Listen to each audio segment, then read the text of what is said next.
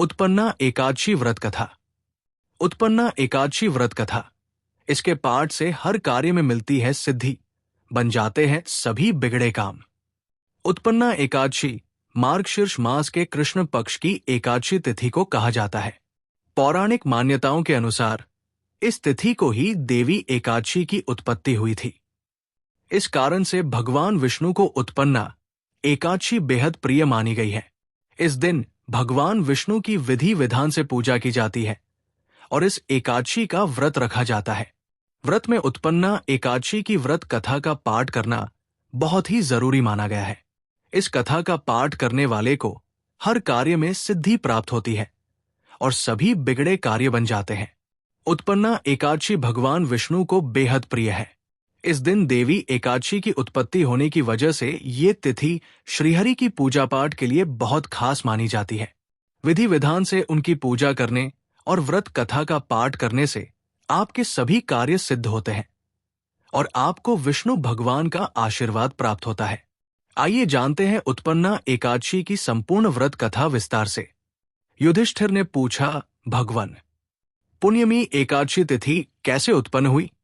इस संसार में क्यों पवित्र मानी गई तथा देवताओं को कैसे प्रिय हुई? श्री भगवान बोले, कुंती नंदन, प्राचीन समय की बात है। सत्ययुग में मुर नामक दानव रहता था। वो बड़ा ही अद्भुत, अत्यंत रौद्र तथा संपूर्ण देवताओं के लिए भयंकर था। उस कालरूपधारी दुरात्मा महासुर ने इंद्र को भी जीत लिया था। संपूर्ण देवता उससे परास्त होकर स्वर्ग से निकाले जा चुके थे और शंकित तथा भयभीत होकर पृथ्वी पर विचरा करते थे। एक दिन सब देवता महादेव जी के पास गए। वहां इंद्र ने भगवान शिव के आगे सारा हाल कह सुनाया। इंद्र बोले, महेश्वर, ये देवता स्वर्गलोक से भ्रष्ट होकर पृथ्वी पर विचर रहे हैं। मनुष्यों में रहकर इनकी शोभा नहीं होती। देव, कोई उपाय बतलाइए। देवता किसका सहारा ले?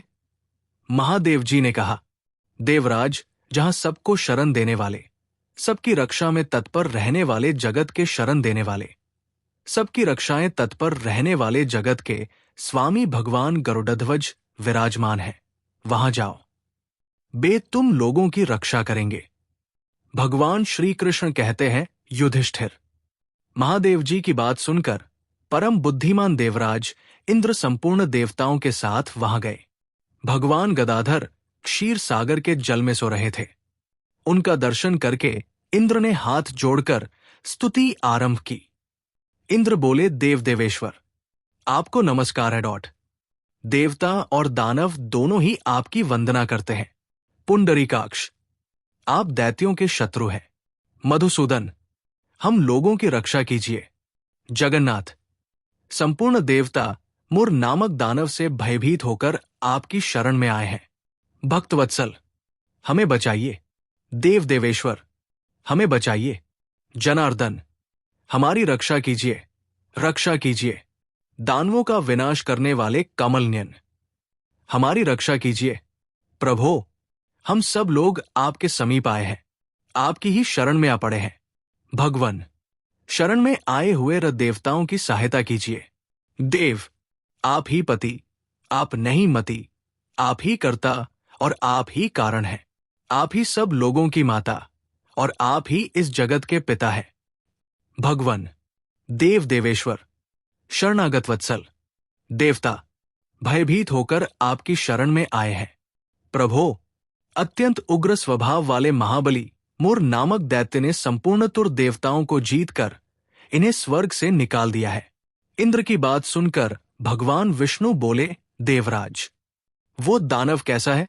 उसका रूप और बल कैसा है तथा उस दुष्ट के रहने का स्थान कहाँ है?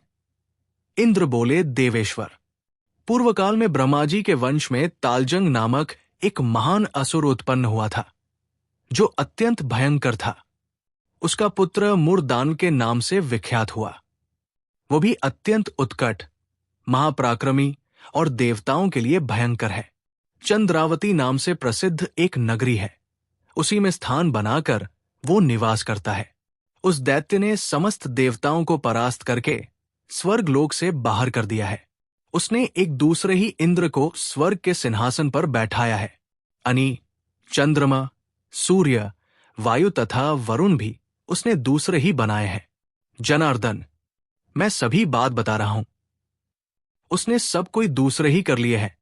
देवताओं को तो उसने प्रत्येक स्थान से वंचित कर दिया है। इंद्र का कथन सुनकर भगवान जनार्दन को बड़ा क्रोध हुआ। वे देवताओं को साथ लेकर चंद्रावती पुरी में गए। देवता ने देखा दैत्यराज बारंबार गर्जना कर रहा है। उससे परास्त होकर संपूर्ण देवता 10 दिशाओं में भाग गए।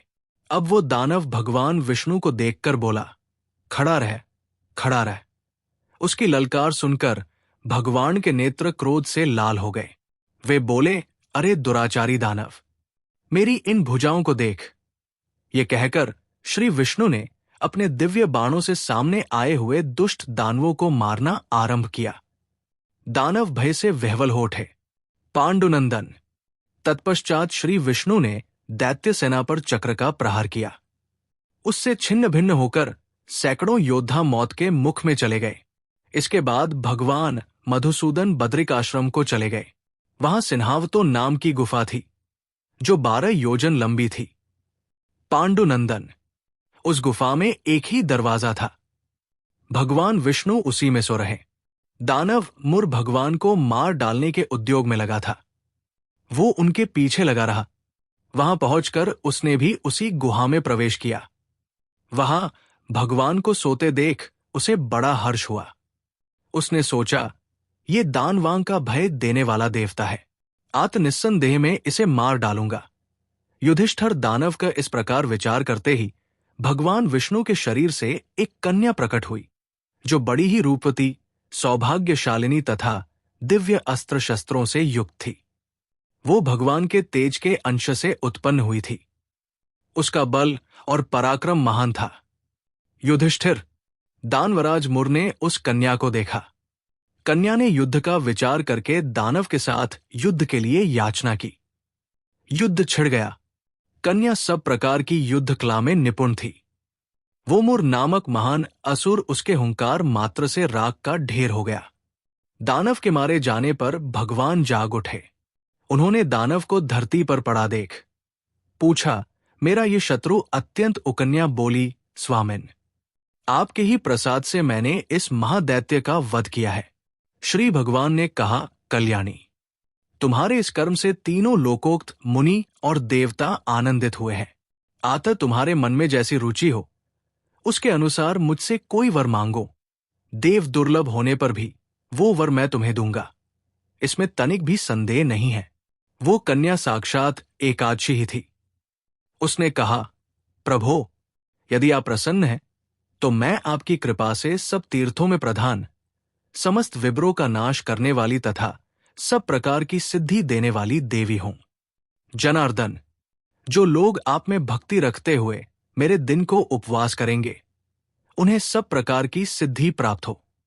माधव, जो लोग उपवास, नक्त अथवा एक भुक्त करके मेरे व्रत का पालन फिर करें, उन्हें आप धन, धर्म और मोक्ष प्रदान कीजिए। श्री विष्णु बोले, कल्याणी, तुम जो कुछ कहती हो वो सब पूर्ण होगा। भगवान श्री कृष्ण कहते हैं, युधिष्ठिर, ऐसा वर पाकर महाव्रता एकादशी बहुत प्रसन्न हुई।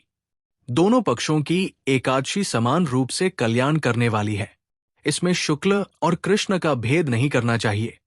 यदि उद्यकाल में थोड़ी सी एकादशी, मध्य में पूरी द्वादशी और अंत में किंचित त्रयोदशी हो तो वो त्रिस्पृशा एकादशी कहलाती है। वो भगवान को बहुत ही प्रिय है। यदि एक त्रिस्पृशा एकादशी को उपवास कर लिया जाए तो एक सहस्त्र एकादशी व्रतों का फल प्राप्त होता है, तथा इसी प्रकार द्वादशी में पारण करने पर सहस्त्र गुना फल माना गया है। अष्टमी, एकादशी, षष्ठी, तृतीया और चतुर्दशी ये यदि पूर्व तिथि से विद्ध हों तो उनमें व्रत नहीं करना चाहिए। परवर्तिनी तिथि से युक्त होने पर ही इनमें उपवास का विधान है। पहले दिन में और रात में भी एकादशी हो तथा दूसरे दिन केवल प्रातःकाल एक दंड एकादशी रहे तो पहली तिथि का परित्याग करके दूसरे दिन की द्वादशयुक्त एकादशी को ही उपवास करना चाहिए। ये विधि मैंने दोनों पक्षों की एकादशी के लिए बताई है। जो मनुष्य एकादशी को उपवास करता है वो वैकुंठ धाम में, जहां साक्षात भगवान गरुड़ध्वज विराजमान है, जाता है। जो मानव हर समय एकादशी के महात्म्य का पाठ करता है, उसे सहस्त्र गोदानों के पुण्य का फल प्राप्त होता है। जो दिन या रात में भक्तिपूर्वक इस महात्म्य का श्रवण करते हैं, वे निस्संदेह ब्रह्म हत्या आदि पापों से मुक्त हो जाते हैं। एकादशी के समान पापनाशक व्रत दूसरा कोई नहीं है। हमारी जानकारी आपको अच्छी लगती है तो हमारे चैनल अनबॉक्स सनातन को सब्सक्राइब, लाइक और कमेंट बॉक्स में जय श्री हरि, जय लक्ष्मी माता अवश्य लिखें।